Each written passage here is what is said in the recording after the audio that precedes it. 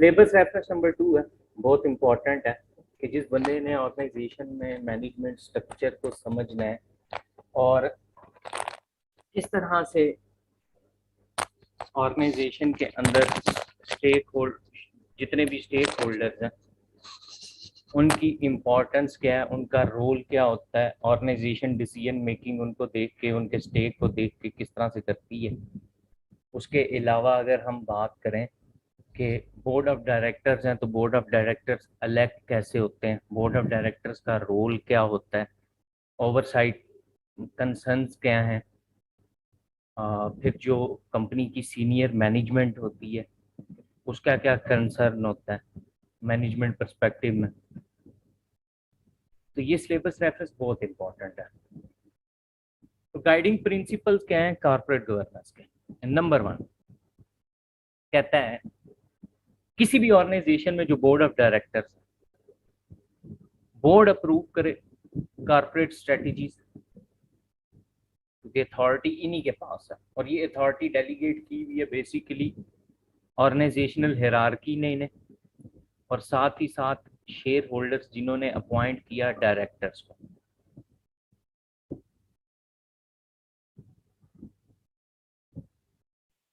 फिर कहता है कि इनका की कंसर्न क्या है। की कंसर्न ये है कि इन्होंने ऑर्गेनाइजेशन के जो सीईओ होता है उसको इलेक्ट करना होता है, नंबर 1। फिर यही लोग जो डायरेक्टर्स होते हैं ये लोग अपॉइंट कर रहे होते हैं किसको,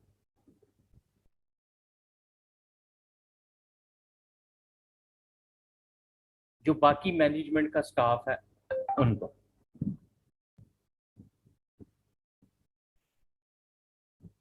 अब जो कंपनी की सीनियर मैनेजमेंट है ना, उन्होंने जो डे टू डे ऑपरेशंस हैं बिजनेस के वो तो ओवरसी करने, बट साथ ही साथ जो डायरेक्टर्स की तरफ से या बोर्ड की तरफ से जो डायरेक्शंस मिल रही हैं उन डायरेक्शंस को फुलफिल भी करना। फिर साथ ही साथ कैपिटल स्ट्रक्चर एलोकेशन या कैपिटल एलोकेशन, ये भी किसकी रिस्पॉन्सिबिलिटी है, कंपनी की सीनियर मैनेजमेंट। अच्छा, ये जो हम बात कर रहे हैं ना कंपनी की सीनियर मैनेजमेंट, ये सीईओ और उसके अलावा है, ये डायरेक्टर्स नहीं, बोर्ड ऑफ डायरेक्टर्स नहीं, बोर्ड पे जो बैठे हैं अदर डायरेक्टर्स हो सकते हैं।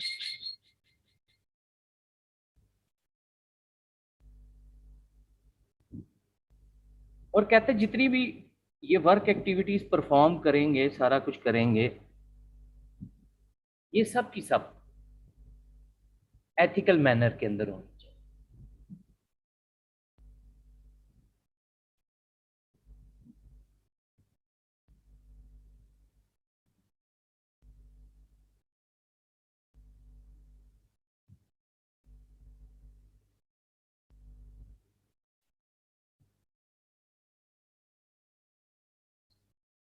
साथ बोर्ड का मतलब होता है बोर्ड ऑफ डायरेक्टर्स, वो लोग जिन्होंने कंपनी की सीनियर मैनेजमेंट को इलेक्ट करना, नंबर 1। साथ ही साथ जो कंपनी के ऑपरेशंस हैं उनको ओवरलुक करना है, कंपनी की जो स्ट्रेटजीज हैं उनको डेवलप करना है, इम्प्लीमेंट करवाना है, ये वो बोर्ड है।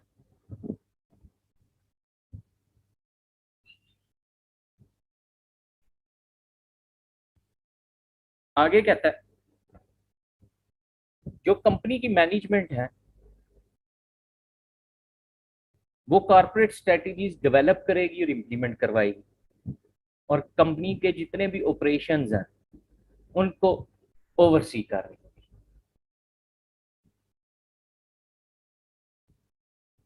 और इनका की कंसर्न क्या होगा, लॉन्ग टर्म वैल्यू क्रिएशन। क्यों? ये जो हम की कंसर्न पढ़ते हैं ना कि अकाउंटिंग का वो जो प्रिंसिपल है गोइंग कंसर्न, वो इसी मैनर के अंदर है कि कंपनी चलती रहे। over the long time period.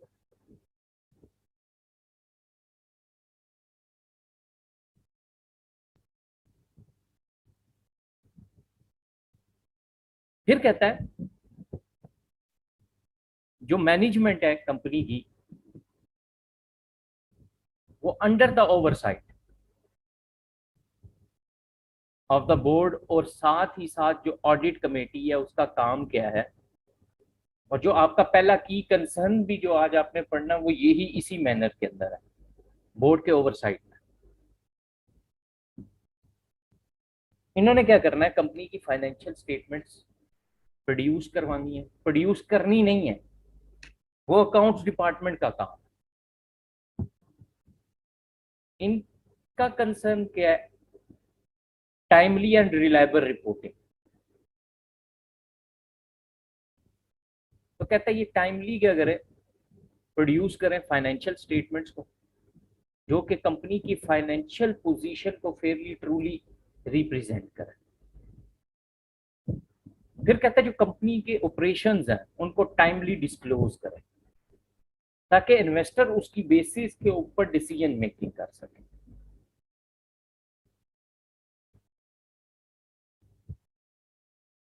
और साथ ही साथ कंपनी रिस्क मैनेजमेंट के लिए क्या कर रही है, ये की कंसर्न है मैनेजमेंट।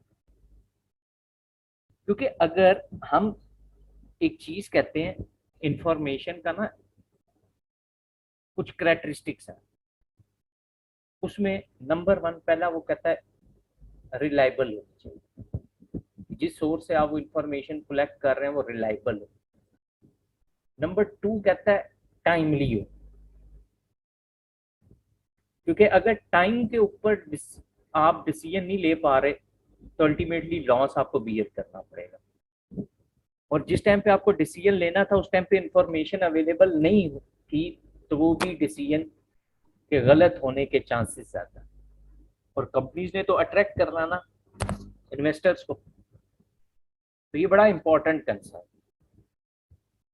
अच्छा, पहले ये कंसर्न्स नहीं होते थे। वो जैसे आपको मैंने उस दिन कॉर्पोरेट गवर्नेंस के पर्सपेक्टिव में एक केस बताया था कंपनी का, वो जिसका फाइनेंस मैनेजर गैम्बलर था। फिर मैंने आपको एक और एग्जांपल दी थी एनरॉन कंपनी की, जिसमें कंपनी की टॉप मैनेजमेंट ने ऑडिटर्स के साथ मिलके जो फ्रॉड्स किए और बाकी सारा कुछ किया। तो कॉर्पोरेट गवर्नेंस जब से इमर्ज हुई है तब से लेके आज तक इसकी वजह से बिजनेसेस प्रोटेक्ट भी हुए, जो मैनेजमेंट का रोल था विद इन दी ऑर्गेनाइजेशन वो भी ज्यादा हुआ, इन्वेस्टर्स का ट्रस्ट भी इंक्रीज हुआ, बहुत सारी चीजें। फिर कहता है फोर्थ में कि जो हम ऑडिट कमेटी बनाते हैं इस वाले क्या नाम है पोर्शन में सिलेबस रेफरेंस 2 में आपकी ऑडिट कमेटीज की डिफरेंट टाइप्स भी हैं, उसमें से एक ऑडिट कमेटी भी डिटेल में पढ़ेंगे आप। तो ऑडिट कमेटी ये कहती है कि इसने बेसिकली लाइसेंस बना के रखना है किससे, एक्सटर्नल ऑडिटर्स। अच्छा, दो ऑडिटर्स होते हैं, एक इंटरनल और एक external. Internal within the organisation, जो इंटरनल ऑडिटिंग डिपार्टमेंट है आपका बेसिकली उसमें से होगा, और जो एक्सटर्नल ऑडिटर है वो जिसको कंपनी ऑडिट के लिए अपॉइंट करती है। क्योंकि ये शर्त है कॉर्पोरेट गवर्नेंस, जिस तरह एनरॉन का केस हुआ उसके बाद से कंपनीज के लिए, जो पब्लिक लिमिटेड कंपनीज है उनके लिए तो मस्ट है कि वो अपनी फाइनेंशियल स्टेटमेंट्स का इंडिपेंडेंट ऑडिटर से ऑडिट करवाएंगे।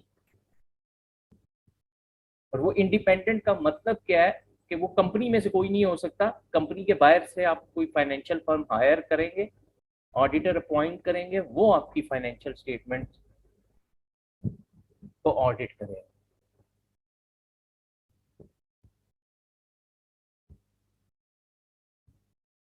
तो यहाँ पे वो कहता है रिलेशनशिप मेंटेन करके रखना है जो ऑडिट कमेटी है उसने, क्योंकि ऑडिटर ने सबसे पहले किसको रिपोर्ट करना, ऑडिट कमेटी। अगर उसको नजर आता है कहीं पे कोई फ्रॉड है या आपकी फाइनेंशियल स्टेटमेंट्स में कोई एरर्स हैं, मिस्टेक्स हैं, वो, और सिर्फ की कंसर्न इनका फाइनेंशियल स्टेटमेंट नहीं है,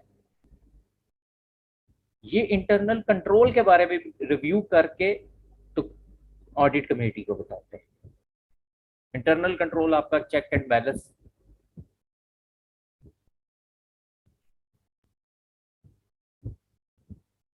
अगर उसमें लूप होल है तो ये सजेशन देते हैं आप अपने इंटरनल कंट्रोल को स्ट्रॉन्ग कैसे कर सकते हैं, इंप्रूव कैसे कर सकते हैं। फिर साथ ही साथ जितनी भी आज की डेट में कोड्स हैं या रूल्स रेगुलेशंस हैं कंपनी लॉ के कंसर्न में, क्या कंपनी उनसे कंप्लाई कर रही है या नहीं कर रही, कहीं पे ऐसा तो नहीं है कंप्लाइंस फेलियर अराइज हो रहा। और साथ ही साथ कंपनी की अप्रोच टूवर्ड रिस्क मैनेजमेंट क्या है, और अगर इंटरनल एक्सटर्नल ऑडिटर को कहीं पे नजर आएगा कि कंपनी प्रॉपरली रिस्क को मैनेज नहीं कर रही, कंट्रोल नहीं कर रही, तो ये भी वो रिपोर्ट करें।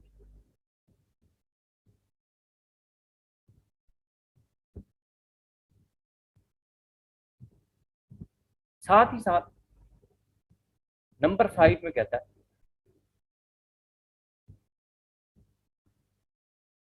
जो नॉमिनेटिंग कमेटी है, ये भी कमेटी की एक और टाइप है, जैसे ऑडिट कमेटी है वैसे ही नॉमिनेटिंग कमेटी होती है। इनका काम क्या होता है, जो बोर्ड ऑफ डायरेक्टर्स होते हैं उनको इलेक्ट करना, कि बोर्ड पे कौन कौन बैठेगा, ये नाम सजेस्ट करते हैं। उनकी परफॉर्मेंस बाकी सारा कुछ देखने के बाद शेयर होल्डर्स के सामने रख देते, देन वोटिंग होती है और इनको इलेक्ट किया जाता है। तो कहता है ये जो नॉमिनेटिंग कमेटी है ना, ये लीडरशिप रोल प्ले करेगी। असल में कारपोरेट गवर्नेंस तब ही इंप्लीमेंट हो सकती है ऑर्गेनाइजेशन में जब जो कंपनी की लीडरशिप है वो इसके ऊपर अटेंशन पे करे प्रॉपरली, और कंपनी की जो लीडरशिप है वो चाहती हो। अगर वो नहीं चाहते फिर लूप होल्स खुद ब खुद अराइज हो। फिर इनकी कोशिश होती है कि डाइवर्स बोर्ड कंपोज किया जाए। डाइवर्स मतलब डिफरेंट बैकग्राउंड से लोग जो हैं वो बोर्ड ऑफ डायरेक्टर में इलेक्ट होते हैं, उनका अलग डिफरेंट फील्ड से हो, ये ना हो कि सिर्फ फाइनेंस के लोग आ गए, नो, उसमें एचआर के भी प्रेजेंटेशन होनी चाहिए, मार्केटिंग के भी हों, ऑपरेशंस के भी हों, डिफरेंट, क्योंकि हर बंदे को अपने कोर एरिया के बारे में पता होगा। तो कल को अगर कोई प्रॉब्लम अराइज होती है तो वो उसके मुकाबले में वो पर्टिकुलरली उस प्रॉब्लम को डील करने के लिए और लॉन्ग टर्म में वो स्ट्रेटजीज एस्टेब्लिश कर सकते हैं।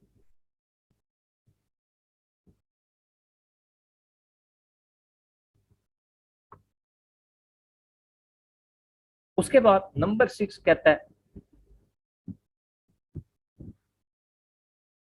कि जो कंपनी की कंपनसेशन कमेटी है, ये थर्ड एक और कमेटी की टाइप है। कंपनसेशन कमेटी का काम क्या होता है, ये जो बोर्ड ऑफ डायरेक्टर्स में बैठे हुए आपके डायरेक्टर्स और स्पेशली इसमें जो एग्जीक्यूटिव डायरेक्टर्स हैं उनकी रिनोमिनेशन क्या होगी, उनकी कंपनसेशन क्या होगी, कितनी होगी और कितनी होनी चाहिए।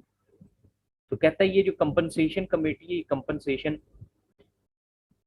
फिलॉसफी इस्टेब्लिश करती है, उस जो पैकेज ये डिसाइड करते हैं उसको इम्प्लीमेंट करवाना, कंपनसेशन पैकेजेस डिजाइन करना, जो कंपनी की टॉप मैनेजमेंट है उसके, तो ये सारे की सारा काम किसका होगा, कंपनसेशन कमेटी का होगा।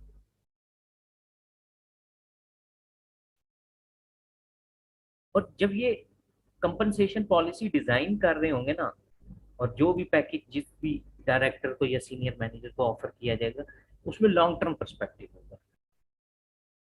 अच्छा, एग्जीक्यूटिव डायरेक्टर्स का कंसर्न तो कुछ और हो सकता है।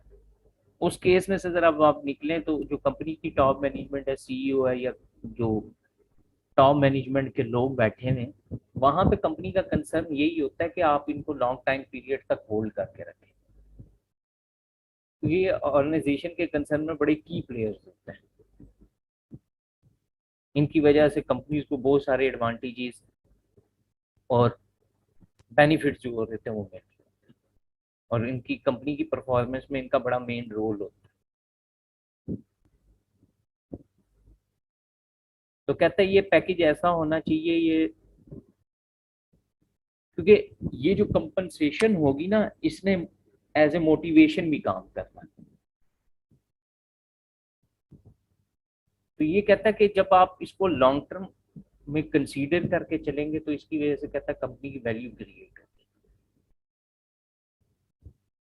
क्योंकि जो अच्छे एम्प्लॉयज हैं वो ऑर्गेनाइजेशन रिटेन करेगी, एम्प्लॉय टर्नओवर अल्टीमेटली कम होगा। और जो अच्छे एम्प्लॉयज होते हैं आउटसाइड दी ऑर्गेनाइजेशन बाकी कंपनियों में होते हैं, वो जब देखते हैं आपकी पॉलिसीज, आपके पैकेजेस, तो वो अट्रैक्ट होते हैं।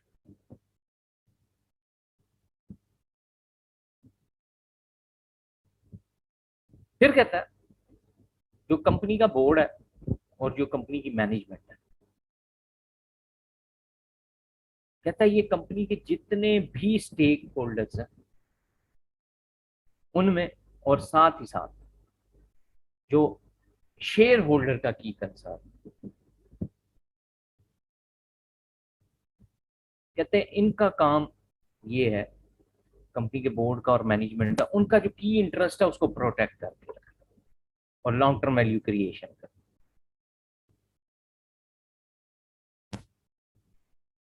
फिर कहता है वो शेयर होल्डर्स जो कि एंगेज है बोर्ड ऑफ डायरेक्टर्स में या कंपनी की मैनेजमेंट में,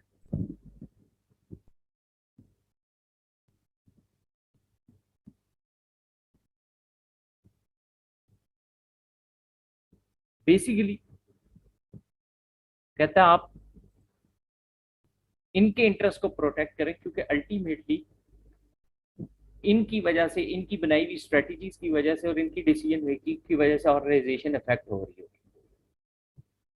और जब इनमें से शेयर होल्डर में से कोई भी बंदा टॉप मैनेजमेंट में या कंपनी के बोर्ड ऑफ डायरेक्टर्स में होगा, तो अल्टीमेटली वो अकाउंटेबल भी होगा।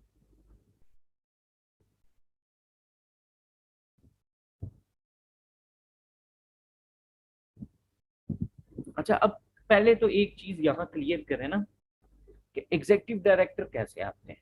इसमें दो ऑप्शन होते हैं। नंबर वन, एक तो ये कि हर शेयर के अगेंस्ट एक वोटिंग राइट होता है। तो होता ही है नॉर्मली पाकिस्तान में और दुनिया के उन कंट्रीज में जहाँ पे फैमिली ओन बिजनेसेस ज्यादा होते हैं, उनके शेयर्स भी ज्यादा उन्होंने परचेज किए हुए होते हैं, उनके कंट्रोल में होती है। तो ये लोग क्या करते हैं, क्योंकि इनके पास वोटिंग पावर हाई है और जितने नंबर ऑफ शेयर ज्यादा होंगे, ये खुद को वोट करके ये बोर्ड ऑफ डायरेक्टर्स में आके बैठ जाते हैं या अपने साथ और लोगों को मिला लेते हैं, तो अल्टीमेटली ये बोर्ड पे आके बैठ जाते हैं। नंबर टू होता ये है कि जो डायरेक्टर्स होंगे उसमें फिर कई एम्प्लॉयज को भी प्रमोट करके इस पोजीशन के ऊपर लाया जाता है।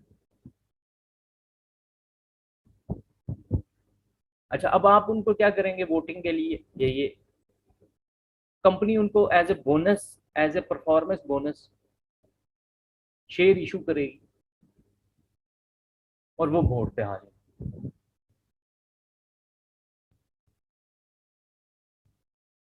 बट असल में बात ये है कि जो एग्जीक्यूटिव डायरेक्टर्स होते हैं ना, या ये इनको कंसर्न अपना ही होता है। जो मिनॉरिटी शेयर होल्डर्स होते हैं या बाकी हैं, उनसे इनको कोई लेन देन नहीं। दैट्स वाई बाकी शेयर होल्डर्स या कंपनीज के जितने भी स्टेक होल्डर्स होते हैं, उनके इंटरेस्ट को प्रोटेक्ट करने के लिए अब कॉर्पोरेट गवर्नेंस ये कहती है कि बोर्ड में सिर्फ डिपेंडेंट डायरेक्टर्स ना हो, यानी कि एग्जीक्यूटिव डायरेक्टर्स ना हो, इंडिपेंडेंट यानी कि नॉन एग्जीक्यूटिव डायरेक्टर्स होने भी जरूरी है। जो कि उनके इंटरेस्ट को प्रोटेक्ट कर सके।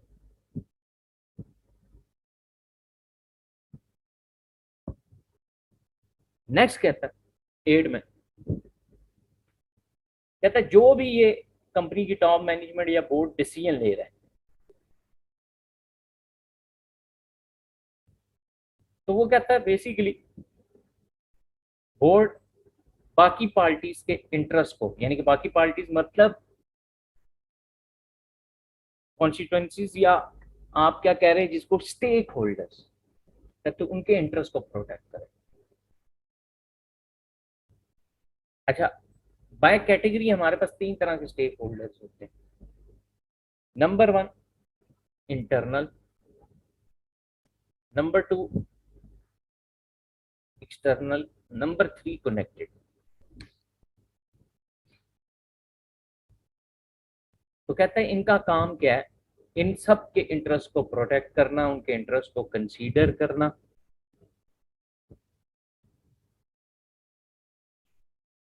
ताकि लॉन्ग टर्म में कंपनी के लिए वैल्यू क्रिएशन हो सके।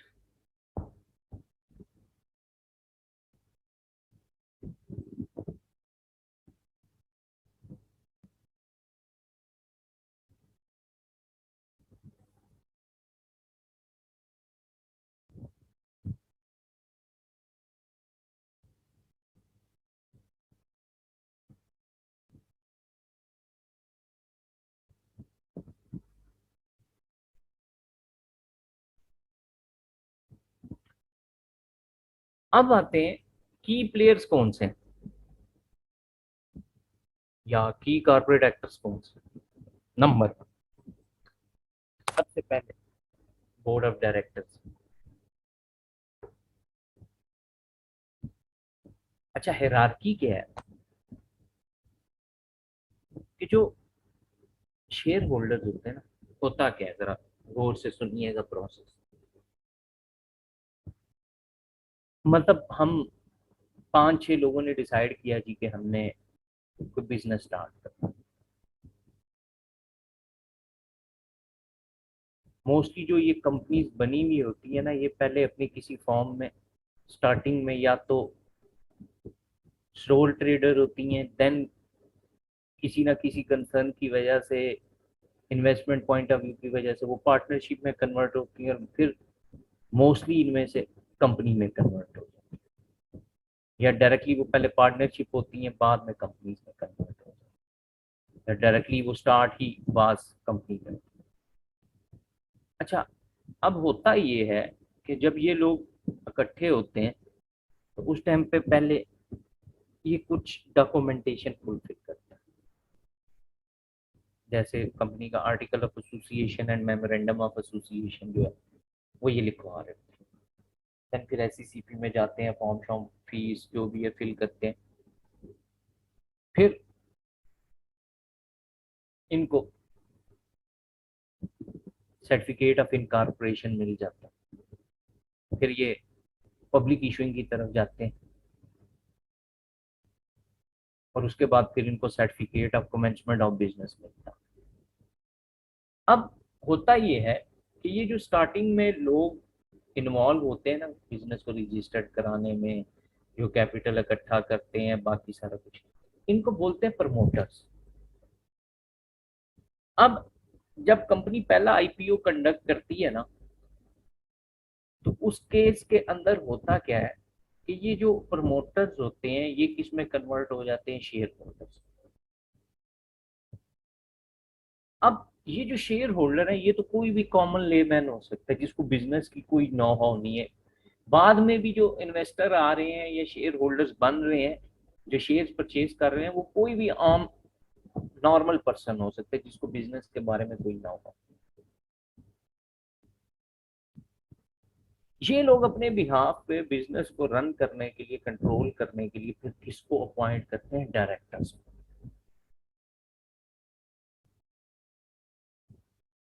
अब इसका मतलब ये है, पहले इसमें एजेंसी रिलेशनशिप बनेगा, और एजेंसी रिलेशनशिप क्या है, जिसमें एक प्रिंसिपल और एक एजेंट होता है। प्रिंसिपल वो बंदा है जो कि कोई काम लेना चाहता है, एजेंट वो बंदा है जो कि उसके लिए वो काम करना चाहता है। तो इसमें प्रिंसिपल कौन है?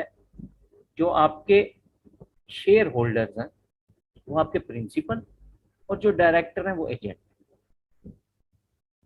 इसका मतलब ये है, ये जो ऊपर हमने एक पॉइंट पढ़ा अकाउंटेबिलिटी वाला, इसका मतलब यहाँ पे ये है कि वो जो डायरेक्टर्स हैं वो किसको अकाउंटेबल है? Share holders. इसी तरह फिर ये जो डायरेक्टर्स होते हैं ये कंपनी की टॉप मैनेजमेंट, वो जो हमने ऊपर बात की कि सीईओ और जो सीनियर लेवल की मैनेजमेंट होगी, वीपीज, उसके अलावा आप बात करें जो अदर डायरेक्टर्स हैं, ये वो अपॉइंट कर रहे होंगे। इसका मतलब ये है, इसमें अब एजेंसी रिलेशनशिप कहाँ एग्जिस्ट कर रहा है? जो बोर्ड ऑफ, ये जो डायरेक्टर्स हैं, ये क्या है आपके पास? जो डायरेक्टर्स हैं वो प्रिंसिपल, जो उन्होंने आगे सीनियर मैनेजमेंट अपॉइंट की वो कौन है? एजेंट। इसी तरह फिर वो कंपनी की सीनियर मैनेजमेंट सारी चीजें खुद तो नहीं कर सकती, वो अदर मैनेजर्स और एम्प्लॉयज वगैरह को हायर करें। तो इसी तरह उसमें जो टॉप मैनेजमेंट है वो प्रिंसिपल, और वो जो एम्प्लॉयज या अदर मैनेजर्स हैं वो एजेंट। तो ये कहता है ये जो बोर्ड ऑफ डायरेक्टर्स हैं इनका मेन रोल क्या है? कंपनी की मैनेजमेंट को ओवरसी करना, लुक आफ्टर करना, देखना। और जो कहता है लॉन्ग टर्म में ताकि वैल्यू क्रिएशन हो सके। और वैल्यू क्रिएशन क्या है, किस कंसेप्ट में कह रहा है? एक कंपनी गोइंग कंसर्न है, नंबर वन। नंबर टू फिर कहता है कंपनी की वैल्यू इंक्रीज करे। और कंपनी की वैल्यू कब इंक्रीज कर रही होगी? जारी बात है जब शेयर होल्डर वेल्थ इंक्रीज हो रही होगी। अच्छा, हमारे यहाँ ना दो कॉन्सेप्ट हैं, हम गलत असेस कर रहे होते हैं या गलत बता रहे होते हैं। वो ये प्रॉब्लम है, शेयर होल्डर वेल्थ का मतलब ये नहीं है कि कंपनी को प्रॉफिट हो रहा है और उसको डिविडेंड मिल रहा है। वो प्रॉफिट अलग है, वो प्रॉफिट जो है वो उसकी इनकम है। एक बात याद रखें यहाँ पे अपना कॉन्सेप्ट, कि वो जो प्रॉफिट में से आपको डिविडेंड मिलना है ये उस शेयर होल्डर की इनकम है, ये उसका रिवॉर्ड है। अच्छा, दूसरा क्या होता है जो मैंने कहा ना, शेयर होल्डर वेल्थ इंक्रीज होना। शेयर होल्डर वेल्थ का इंक्रीज होने का मतलब यहाँ पे ये है कि जो कंपनी की शेयर वैल्यू है वो इंक्रीज हो रही। पहले शेयर उसने परचेज किया था 100 का, आज वो 150 का हो गया। तो वो जब शेयर बेचेगा उसको हम प्रॉफिट नहीं कहते। अगर 150 का बेच रहा है वो 100 वाला शेयर, तो इसका मतलब है कैपिटल गेन हो रहा है, ये गेन है। तो ये वैल्यू क्रिएशन का कॉन्सेप्ट यहाँ पे ये है कि कंपनी की वैल्यू इंक्रीज हो रही है। और वैल्यू कब इंक्रीज होगी? जब शेयर होल्डर वेल्थ मैक्सिमाइज होगी, number one. Number two, going concern रहे कंपनी।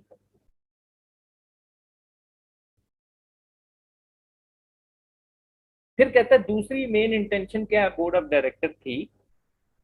वो ये है कि जो इन्होंने अपने बिहाफ पे बाकी सीनियर मैनेजमेंट को अपॉइंट करना है वो क्वालिफाइड हो,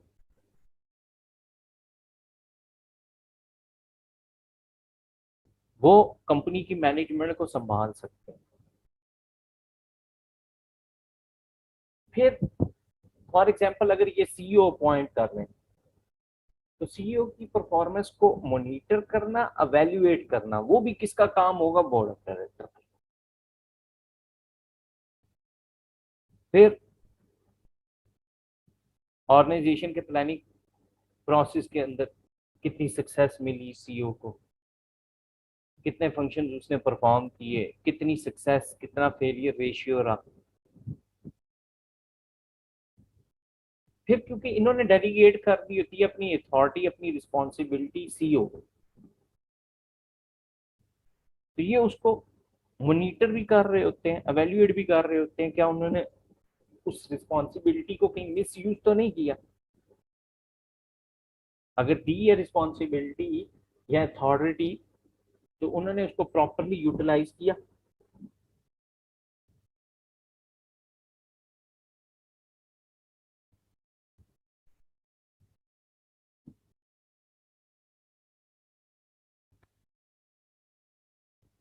उसके बाद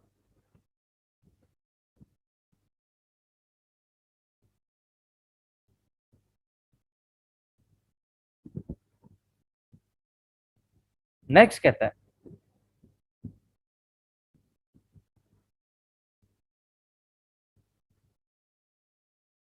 कि जो डायरेक्टर्स होते हैं ना, कहते हैं ये कंपनी के केस के अंदर बड़ी स्ट्रांग ऑब्जर्वेंट होंगे। हो सकता है मैनेजर उस पर्सपेक्टिव पे ना चीजों को देख सके जिस तरह से डायरेक्टर देख रहा है। अच्छा, एक रीजन तो ये भी हो सकती है ना, सारे शेयर होल्डर वो डायरेक्टर वो तो नहीं होंगे जिनके पास ज्यादा नंबर ऑफ शेयर्स थे तो वो इलेक्ट हो गए, बोर्ड पे आके बैठ गए। नो, जैसे मैंने कहा, जो कंपनी के सीनियर एम्प्लॉयज थे या ये जिनको आपने प्रमोट करके बोर्ड पे ला के बिठा दिया, उनका तो एक्सपीरियंस बड़ा वास्ट होगा, चीजों को बड़ी आसानी से असेस कर लें।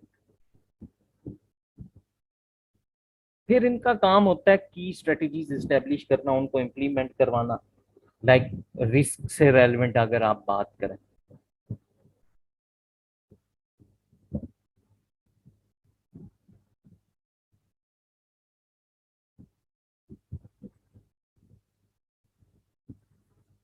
आप कहता है ये जो हम डिस्टिंक्शन क्रिएट करते हैं ना बिटवीन ओवरसाइट एंड मैनेजमेंट, ये क्या है, इसको समझे। ओवरसाइट का तो मतलब ये है ना कि नजर रखना, दूरंदेशी, और मैनेजमेंट तो इन्वॉल्व होगी उसके अंदर, ऑपरेशनल मैटर्स के अंदर।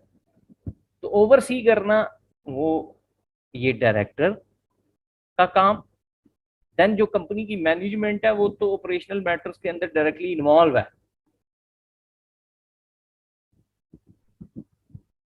फिर साथ ही साथ कहता है इस केस में जो डायरेक्टर है, बोर्ड है, उसका relationship with respect to outsiders, like जिस तरह अभी हमने ऊपर पढ़ा था कि जो आपके पास ऑडिट कमेटी है जो कि बोर्ड ऑफ डायरेक्टर्स में से ही बनती है,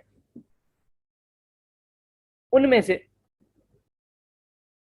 उनके साथ रिलेशनशिप एक्सटर्नल ऑडिटर के साथ कैसे।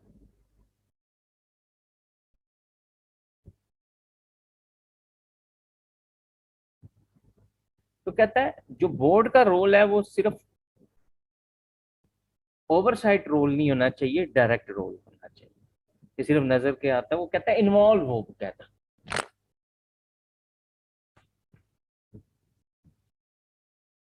उसके बाद नेक्स्ट है कंपनी की मैनेजमेंट। और मैनेजमेंट में सबसे बड़ा मेन जो लेवल है वो कौन सा है, सीईओ। तो कहता है बेसिकली अगर ऑर्गेनाइजेशन में सेंट्रलाइज्ड डिसीजन मेकिंग है तो वो तो फिर बोर्ड कर रहा होगा ना। बाकी सीईओ रिस्पॉन्सिबल है ऑर्गेनाइजेशन में जो पॉलिसीज जो स्ट्रेटजीज एस्टेब्लिश की जा रही हैं उन पॉलिसी स्ट्रेटजीज को मैनेज करना, एग्जीक्यूट करवाना, इम्प्लीमेंट करवाना, वो किसका काम है, सीईओ।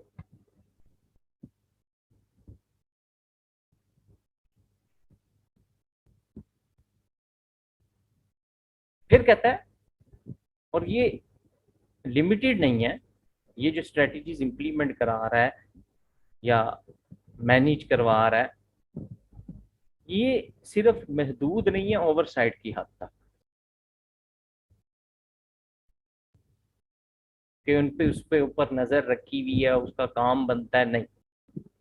अच्छा, इसको खुद से कुछ भी पता लगता है और करंट कंपनी का स्टेटस क्या जा रहा है, कोई प्रॉब्लम्स आ रही हैं, हर्डल्स आ रही हैं, तो इसने बोर्ड को इन्फॉर्म भी करना है।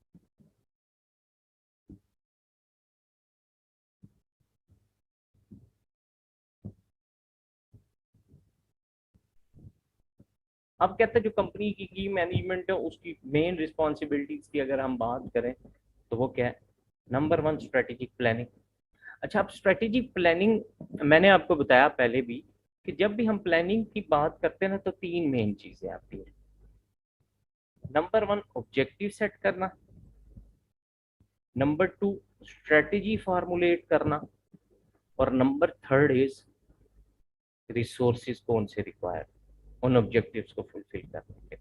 और स्ट्रेटजीज भी उसी कंसर्न के अंदर कि वो ऑब्जेक्टिव्स आप अचीव कैसे कर सकते हैं। तो ये वही कह रहा है स्ट्रेटेजिक प्लानिंग। और स्ट्रेटेजिक प्लानिंग का मतलब ये है जो कंपनी की टॉप मैनेजमेंट कर रही है। रिस्क मैनेजमेंट, क्या पोटेंशियल रिस्क है कंपनी का, उसके अगेंस्ट प्रॉपर स्ट्रेटेजीज बनाना। वो साथ फाइनेंशियल रिपोर्टिंग कंसर्न ऊपर हमने देखा, इसका ही काम है ताकि टाइमली फाइनेंशियल रिपोर्ट्स प्रिपेयर हो सके।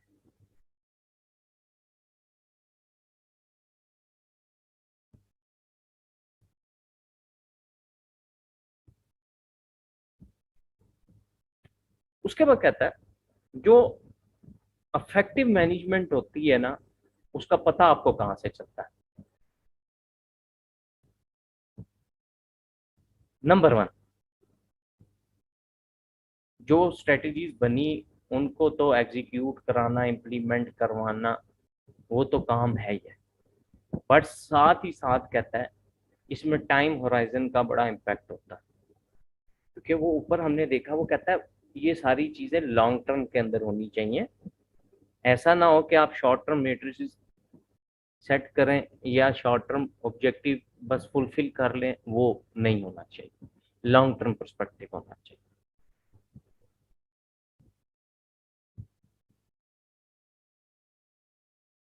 उसके बाद नेक्स्ट आपके पास है, वो है शेयर होल्डर्स, बड़े important within the organisation, जिनको हम इन्वेस्टर्स भी बोलते हैं। ये इन्वेस्टमेंट कैसे करते हैं, जो कंपनी के शेयर्स परचेज करते हैं तभी ये शेयर होल्डर होते हैं, और इससे वो इकोनॉमिक बेनिफिट गेन करते हैं जो इसको रिटर्न मिलता है। अब ये वो है इनकम जो क्या आपका प्रॉफिट जो डिविडेंड डिस्ट्रीब्यूट कर रहे हैं कंपनी में वो। फिर ये कहता है जो शेयर होल्डर्स हैं ये कंपनी की डे टू डे एक्टिविटीज के अंदर इन्वॉल्व नहीं होता है, ऑपरेशंस में डायरेक्टली इनका कोई रोल नहीं आता। इनके पर पावर क्या है, ये अपने रिप्रेजेंटेटिव्स को इलेक्ट कर सकते हैं, जैसे हम अपने MNAs MPs को इलेक्ट करते हैं कि वो आपकी वॉइस वहां रेज करें। इसी तरह ये डायरेक्टर्स को अपॉइंट करते हैं, इलेक्ट करते हैं। और वो डायरेक्टर्स का काम क्या होता है, बेसिकली इन तक वो इंफॉर्मेशन प्रोवाइड करना।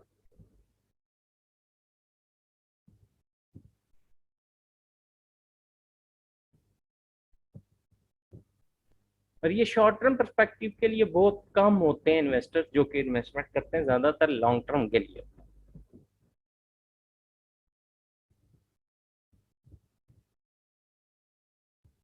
अच्छा, अब इन ये इलेक्ट कर लेते हैं बोर्ड, बट इनकी एक्सपेक्टेशन क्या होती है बोर्ड से कि भाई जो इनके कंसर्न्स हैं, इश्यूज हैं, या इनका जो मेन इंटरेस्ट था उसको प्रोटेक्ट कैसे किया जाए, उन इश्यूज को रिजॉल्व कैसे किया जाए।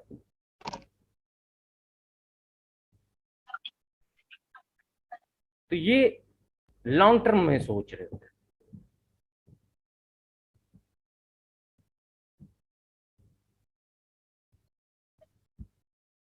फिर कहता है कोई भी बंदा जब, फॉर एग्जाम्पल अगर हम बात करें पब्लिक कंपनीज के अंदर इन्वेस्टमेंट करता है,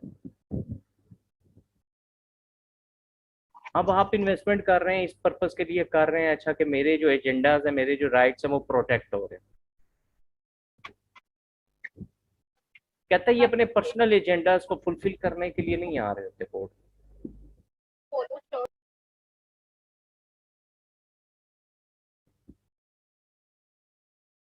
अब एक इनमें से इन्वेस्टर है, फॉर एग्जाम्पल वो किसी एक पॉलिटिकल आइडियोलॉजी का फॉलोअर है, किसी एक पॉलिटिकल पार्टी का फॉलोअर है, तो वहां पे वो ये हो रहा हो कि वो जी अपने पॉलिटिकल एजेंडा को प्रोटेक्ट करने के लिए कंपनी में उसने इन्वेस्टमेंट कर दी कि भाई कल को मैं इन लोगों को वोट दिलाऊंगा अपनी पार्टी को, या ये हो गया नहीं। ये गलत है। सोल ट्रेडर में तो ये कॉन्सेप्ट शायद मे भी एग्जिस्ट कर जाए, बट कंपनीज में तो नहीं हो सकता, वहां एक पर्सन तो नहीं, लोगों का तलक different political parties, political agent, ideologies से।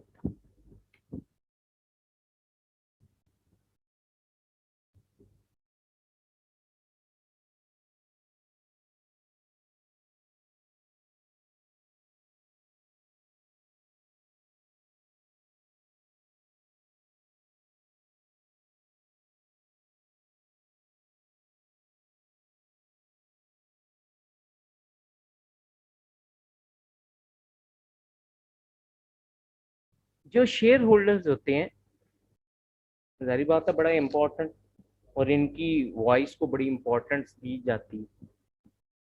कंपनी की स्ट्रेटेजिक डायरेक्शन में इनका बड़ा मेन रोल होता है, क्योंकि अल्टीमेटली डायरेक्टर्स ने हर डिसीजन का अप्रूवल इन्हीं से लेना है। एनुअल जनरल मीटिंग के अंदर वोटिंग कराई जाएगी और रेजोल्यूशन पास कराई जाएगी, तो ही ये चीज होगी।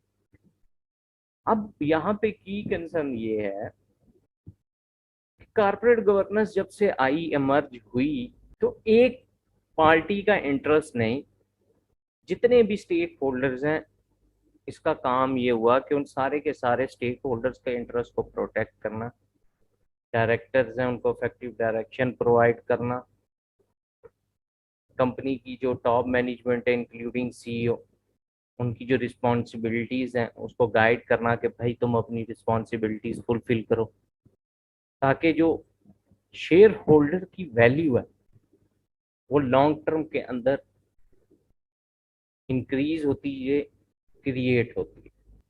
यहाँ तक पूछें किसी का कोई क्वेश्चन है तो वो हैंड रेज करके पूछ सकता है पहले। अच्छा, अब ये जो अगला क्वेश्चन है ना, ये बहुत इंपॉर्टेंट है, पास पेपर के अंदर भी आया हुआ है कि डायरेक्टर्स और बोर्ड ऑफ डायरेक्टर और उसकी रिस्पॉन्सिबिलिटीज क्या होती है। वो कहता है ना कि ओवरसाइट रोल जो वो परफॉर्म कर रहा है वो क्या है, वो ये। तो अब बारी बारी हम देखते हैं कि बोर्ड ऑफ डायरेक्टर की क्या रिस्पॉन्सिबिलिटीज है।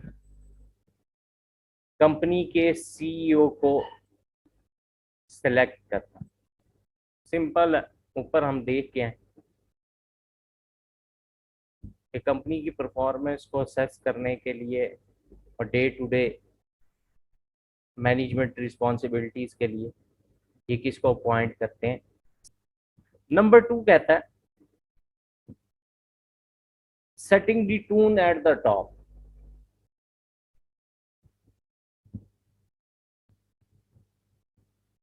मतलब ये है कि कंपनी से रेलेवेंट, यानी कि कंपनी की जो कमिटमेंट है टूवर्ड्स इंटीग्रिटी और लीगल कंप्लाइंस वो फुलफिल हो रही, मतलब कंपनी लॉ के जो की कंसर्न्स हैं या कॉर्पोरेट गवर्नेंस के जो की कंसर्न्स हैं वो फुलफिल हो रहे हैं। थर्ड कहता है कि जी बोर्ड का काम होता है जो कंपनी की स्ट्रेटजीज हैं उनको इम्प्रूव, अप्रूव करना, मोनिटर करना और इम्प्लीमेंट करना। तो इसका मतलब ये है कि इनका एक तो पर्सपेक्टिव जो होता है, स्ट्रेटजी पर्सपेक्टिव, वो लॉन्ग टर्म होता है। तो लॉन्ग टर्म स्ट्रेटजीज एस्टेब्लिश करना, एग्जिस्टिंग जो स्ट्रेटजीज हैं उसमें इम्प्रूवमेंट लाना, उनको जो ऑर्गेनाइजेशन के लिए स्ट्रेटजीज बेनिफिशियल हैं उसको अप्रूव करना, उन स्ट्रेटजीज को इम्प्लीमेंट करवाना और उन स्ट्रेटजीज की मॉनिटरिंग करना। ये किसका काम होता है? बोर्ड ऑफ डायरेक्टर्स का। अच्छा, अब बोर्ड ऑफ डायरेक्टर की ये चीज पता होती है कि कुछ इनहेरिटेड रिस्क होते हैं, तो इन्होंने उस कंसर्न में देख के जो स्ट्रेटजीज बन रही हैं या ये जो उन स्ट्रेटजीज से रेलेवेंट जो रिस्क एसोसिएट है, ये हर चीज काउंट करने के बाद उस चीज का अप्रूवल देते हैं। कल को इसकी वजह से क्या की कंसर्न अराइज होंगे, क्योंकि जवाब दे तो ये है, अकाउंटेबल ये है डायरेक्टली शेयर होल्डर्स। तो इन्होंने इस चीज को अपने माइंड में लाजमी रखना। उसके बाद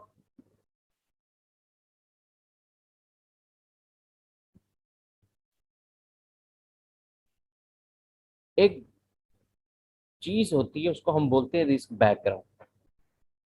वो रिस्क को अंडरस्टैंड करना, रिस्क को रिव्यू करना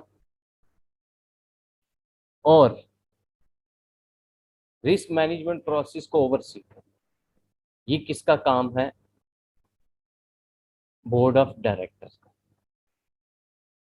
तो अब ये क्योंकि डायरेक्टली इन्वॉल्व नहीं है मैनेजमेंट, ये रिस्पॉन्सिबिलिटीज का मतलब है इन्होंने असाइन की हुई है सीईओ और बाकी जो टॉप मैनेजमेंट है। तो इनका ये काम होता है ये चीज देखना और लुक आफ्टर करना कि क्या ऐसा कोई कंसर्न तो नहीं है जिसकी वजह से रिस्क अराइज हो रहा है। अगर हो रहा है तो ये प्रॉपरली फिर उसके अगेंस्ट पॉलिसी इस्टेब्लिश करते हैं, उस चीज को लुक आफ्टर करते हैं, ताकि वो जो पोटेंशियल रिस्क है किसी भी चीज से रेलिवेंट या किसी भी चीज का जो इनहेरिटेड रिस्क है उसको रिमूव कैसे किया जा सकता। नेक्स्ट रिस्पॉन्सिबिलिटी क्या है?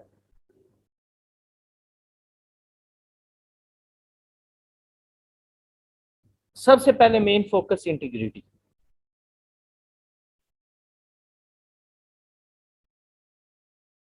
इंटीग्रिटी की कंसर्न है, साथ ही साथ कंपनी की जो फाइनेंशियल रिपोर्टिंग है वो दूसरा मेन की कंसर्न, और तीसरा जो अदर रेलेवेंट इंपॉर्टेंट डिस्क्लोजर्स होते हैं कॉर्पोरेट परफॉर्मेंस से रेलेवेंट, वो इंश्योर कहता ओपन हो, जो चीज है खुल के बताए, गलत है ठीक है ठीक है।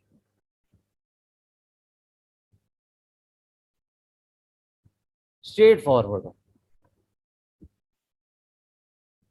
फिर साथ ही साथ क्योंकि कंपनी की जो फाइनेंशियल रिपोर्टिंग है वो तो की कंसर्न है, और this is the most important source of information to investors, जिसकी बेसिस पे उन्होंने इन्वेस्टमेंट डिसीजन लेना। फिर क्योंकि कंपनी लॉ फॉलो कर रहे हैं, बाकी सारी चीजें हैं, तो जो अदर टाइप ऑफ डिस्क्लोजर्स हैं वो प्रॉपरली डिस्क्लोज हो, ताकि आपकी कंपनी की परफॉर्मेंस लोगों के सामने आ सके, उनके पास एक रिलायबल सोर्स ऑफ इंफॉर्मेशन हो जिसकी बेसिस के ऊपर वो इन्वेस्टमेंट डिसीजन ले सकते हैं।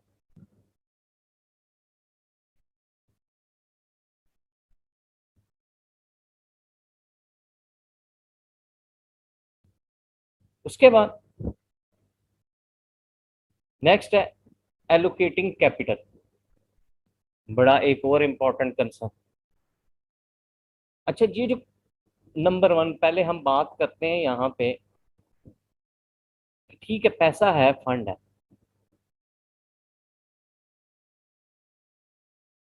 उसकी आपने एलोकेशन कैसे कर।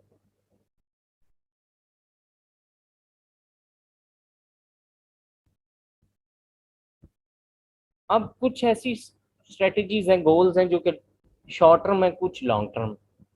कहता आप इनमें बैलेंस क्रिएट करके रखें, ये नहीं है लॉन्ग टर्म की वजह से आप शॉर्ट टर्म स्ट्रेटजीज को या गोल्स को अंडर एस्टिमेट कर दें और यूं ही शॉर्ट टर्म को लॉन्ग टर्म की वजह से। तो बैलेंस होना चाहिए। अच्छा, इसके साथ साथ जो है ये असल में यहाँ पे ये भी है, ये जो कैपिटल एलोकेशन है इसी में एक और चीज जिसको हम कैपिटल स्ट्रक्चर बोलते हैं, कंपनी की डेट इक्विटी रेशियो क्या हो, ये भी इन्होंने ही देखना होता है। और बाज ऑर्गेनाइजेशन के अंदर जो कंपनी की जो टॉप मैनेजमेंट है, सीईओ या अदर, ये आपने फिर या तो किसी निचले लेवल को डेलीगेट भी कर दिए।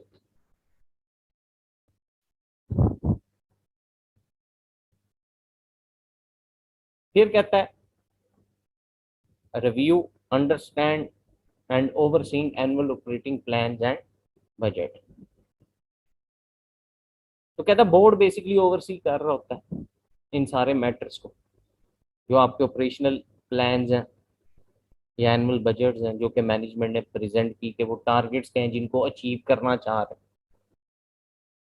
तो बेसिकली जो बोर्ड होता है वो मॉनिटर कर रहा होता है ये जो मैनेजमेंट ने बजट तैयार किया होता है, प्लान या टारगेट सेट किए होते हैं। तो बोर्ड का काम होता है ये चेक करना कि प्रॉपरली वो चीज़ें इम्प्लीमेंट हुई, वो जो टारगेट आपने सेट की है वो अचीव हो रहे हैं, क्या आप रिस्पॉन्सिव हैं टूवर्ड्स चेंज, कि अगर कंडीशन चेंज हो रही है तो आपका रिस्पॉन्स उसके अगेंस्ट कैसा है।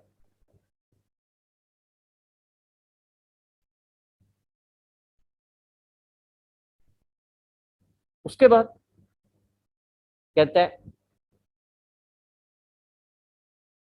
इनका काम होता है रिव्यू करना कंपनी के प्लान को फॉर बिजनेस रेजिलेंसी। ये कहता है as a part of board oversight या रिस्क ओवरसाइट। तो कहता है कि जो बोर्ड है वो पेरियोडिकली रिव्यू करता है मैनेजमेंट के प्लान्स को,